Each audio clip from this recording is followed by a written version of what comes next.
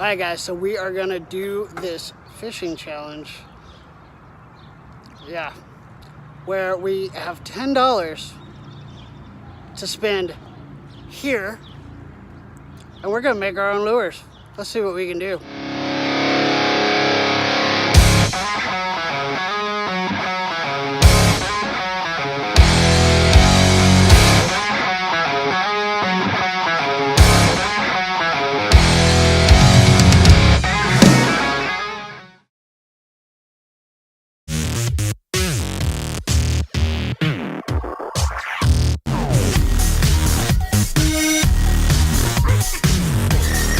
Me and Corey came to the conclusion, and we're both going to use this, so we're going to split the cost.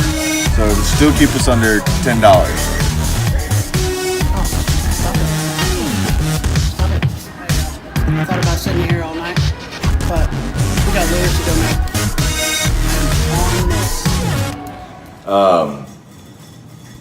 I decided to go with more of like a top water mid-level rig.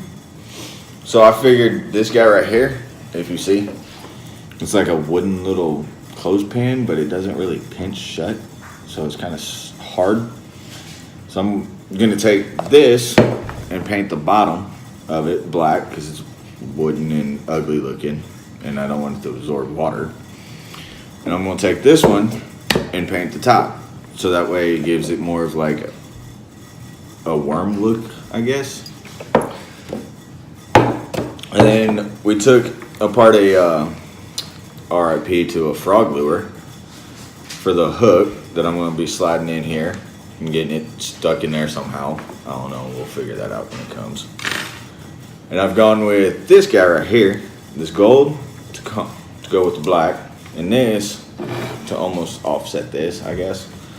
But put a little maybe 3-inch to a 4-inch tail on it to give it some more of a action type thing in the water. That way when it's all done, it's supposed to look more of like a, I guess you could say, a top water frog almost.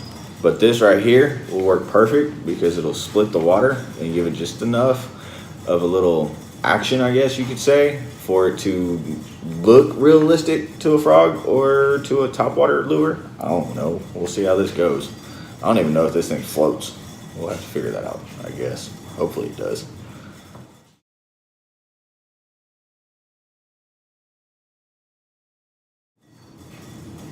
I decided I'm gonna go with a sinking rig. I want something that's gonna act a lot like a trick worm or a Cinco type deal. I'm a finesse fisherman. I love fishing soft plastics. Of course, I can't get soft plastics at Michael's, so I gotta work with what I got. So I've taken a snap ring, I've attached it to some 65-pound test Power Pro braid. And what I'm gonna do, I'm gonna start out with this red bead for the beginning, just kind of give it a different look. And then followed by that, I'm gonna go with several of these black beads that are pretty reflective. I think they're gonna work well. I don't know how buoyant they are, so we're gonna have to do some testing to figure that one out. And then followed by those, since I want the back of the lure to stay up out of the water and move freely, I've decided to go with these wooden knob looking things. And I've already started poking holes in them so I can run my braid through them. I don't know how many of these I'm gonna need because I don't know how buoyant these are. And then at the very end, I'm gonna attach this treble hook. And that's what's gonna get me fishies. The reason I think this is gonna work is it's gonna act a lot like a finesse worm. And I'm hoping it doesn't sink too fast. I want a slow fall. And I'm actually, on the very last knob, I'm gonna put a skirt to give a little more target for the fish to go after. And I believe this is gonna work. Just because if a worm works, I don't see why this wouldn't work. So let's do this.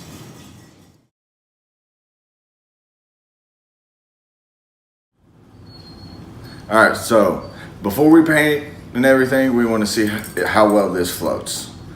So here we go. That was not supposed to happen. It's rolling. So it's not what we want to happen. We drilled out the bottom and put a 1/4 ounce weight in it to help with the rolling. So let's see how well this goes. That sank like a rock.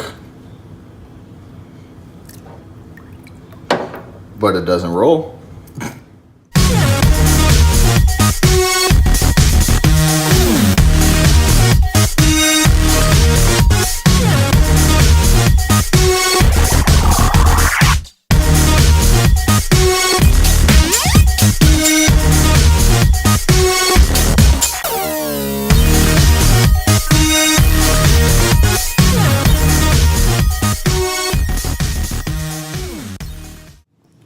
Alright guys, so I changed my whole concept of my rig due to the fact of it wasn't doing what I wanted it. I wanted like a top water, mid-level, something like that. So this guy was too heavy. It kept sinking. So I did away with all that. And I went to a hook like this for like a warm hook or whatever for more buoyancy in the water. And we cut off one of the heads to add more, I guess you could say, lighter weight. That way it floats easier and not sink so fast. And we attached it with braided line to a little hook like this thingy that we found at Walmart. And that's what we came up with. So that took way too long to do. Mine. Yeah, mainly his. It's like 1:30 in the morning. I don't know what we're doing. So we got his finished, and what'd you decide to name it? Alligator? What was it? Gator bait. Gator bait, that's right. It's like he said, it's 1:30 in the morning. Yeah. Show the fine folks what you got. This guy right here. I need to fix my tailings, but this guy.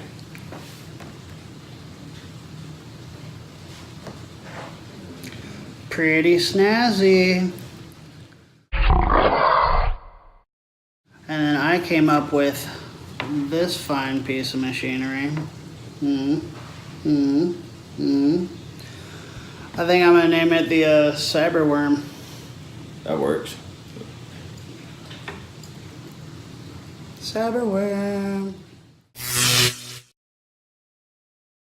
So, now that we're done making them, Ow!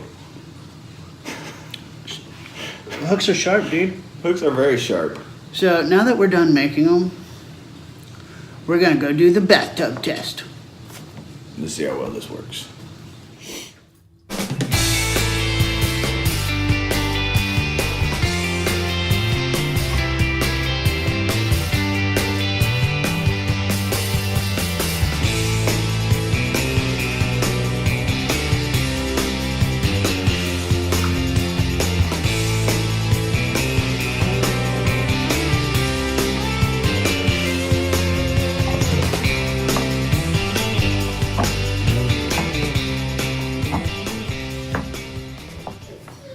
Alright, so we just did our bathtub test.